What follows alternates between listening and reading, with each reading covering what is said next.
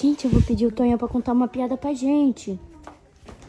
E aí, Tonhão, qual foi seu dia? Conta uma piada pra gente. Boa noite, galera. Vou contar uma piada legal. Gente, 2 médicos foram no hospício pra avaliar o pessoal, como é que ele estava, né? Aí eles falaram pro outro o seguinte: vamos desenhar uma porta na parede. Todos aqueles que for querer abrir a porta, esses não estão legal para ser liberados, né? Aí eles desenharam a porta lá na parede. Quando eles desenharam, todo mundo queria abrir a porta. Todo mundo querendo abrir a porta. Ele foi, tá vendo? Eles não estão legal não, vão ter que ficar aí.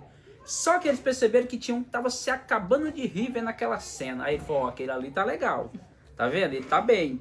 Então, vamos liberar ele. Mas para ter certeza, a gente tem que perguntar a ele. Vamos perguntar a ele porque ele tá tanto rindo ali. Aí quando chegou, vem cá. Você tá rindo tanto porque a galera tá abrindo a porta ali. Ele, por quê? Aí ele, é porque eu tô com a chave aqui. Aí ninguém tá com a